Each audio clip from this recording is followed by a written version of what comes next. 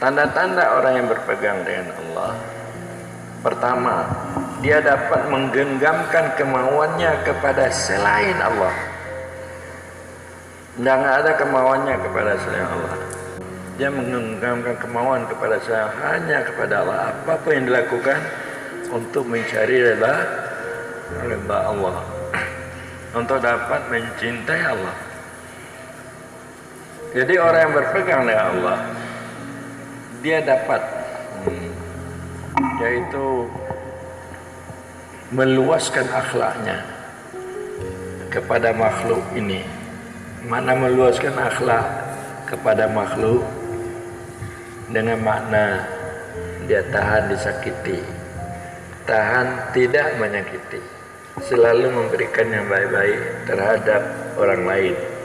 Ini meluaskan akhlak kepada makhluk, tanda orang yang berpegang pada Allah. Sama seperti apa yang disampaikan oleh Nabi Khidir kepada Nabi Isa. Hai Isa, kunta, adalah engkau bersama orang yang tersenyum-senyum, wala takun abbasa, janganlah engkau orang yang bermasa muka.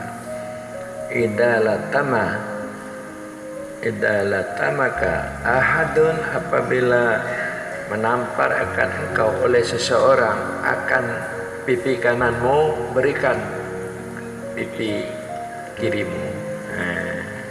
Berarti dia dapat meluaskan akhlak. Dia sabar, dia tahan disakiti, tahan tidak menyakiti, selalu memberikan yang baik-baik terhadap orang lain. Ini tanda orang yang berpegang dengan Allah. Jadi kalau orang yang berpegang dengan tali Allah, dengan syariat, nyakatampakah lentampake, nyakatampake lentampakah, nabah, mencari perimbangan. Tapi kalau orang yang berpegang dengan Allah, fasabrun jamil, sabar itu lebih bagus. Sabar itu lebih bagus. Ini tanda orang yang berpegang dengan Allah. Tanda orang yang berpegang dengan Allah, dia dapat memutuskan sangkutan hati kepada selain Allah, termasuk kepada dirinya. Dia hanya sangkutan hatinya kepada Allah, tidak ada kepada lain Allah, tidak ada kepada dirinya. Maknanya apa? Kalau di dalam tasawuf dikatakan syuhud tafridah, dia menyaksikan Allah sendirinya, dan kemudian Allah menyaksikan dirinya dengan dirinya setelah hilang wujudnya. Dengan mana? Dia penuh cahaya ma'rifat di dalam zahirnya dan batinnya. Dia sehingga dia lupa kepada lainnya, termasuk dirinya. Dengan demikian nanti Allah akan menghidupkan seorang itu dengan hidupnya Allah. Allah akan mengadakan orang itu dengan adanya Allah. Dikatakan diberikan padanya wujud hakani, atau orang yang telah berpakaian dengan cahaya wujud. Jadi demikian itu tempat istirahat, tempat tenang. Jadi kami tadi sedang makan, bicara dengan Pak Kapolres, tanya kita tidak boleh banyak berpikir. Kalau banyak pikir, maka kesehatan kita tidak terjaga. 40 penyakit Pak ya. Kalau banyak berpikir datang pada diri kita Pak ya. Untuk menghilangkan 40 penyakit, jangan ada berpikir. Mana jangan teringat kita maknanya. Kalau orang tasawuf sufi, jangan berpikir, jangan teringat kita kepada lain kita dan kepada diri kita. Bagaimana kita jangan teringat kepada kita, kepada lain diri kita, dan kepada kita. Waktu kita mengingat Allah, teringatlah kita bahwa kitanya adalah sebelumnya kita tidak ada. Adanya kita diadakan oleh Allah.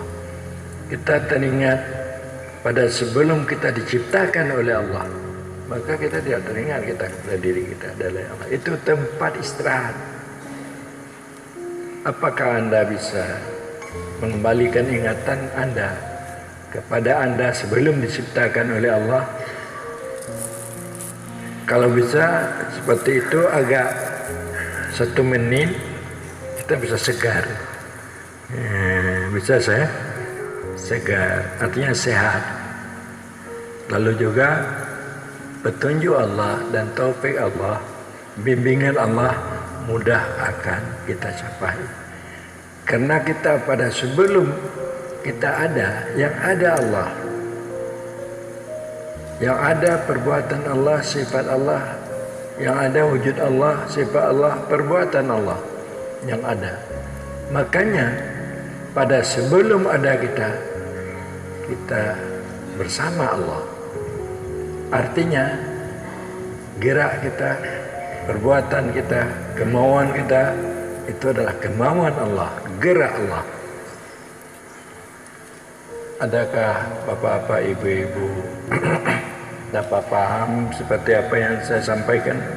Maknanya sebelum pada waktu kita di dalam kandungan ibu, sebelum kita dalam kandungan ibu, waktu kita dalam kandungan ibu, makanya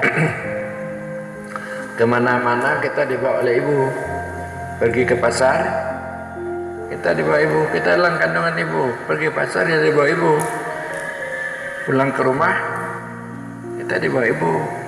Nah, kemana-mana kita dibawa ibu. Karena kita masih di dalam kandungan ibu, belum lahir kita. Jadi kita kemana-mana dibawa oleh ibu. Jadi kita tidak berpikir apa-apa pada masa itu. Artinya tidak pikir bagaimana makan saya, bagaimana mandi saya. Ada ibu pikir masalah kandungan ibu. Pada waktu itu bagaimana makan ibu, makan anak, tidak. Itu maksudnya. Begitulah kita.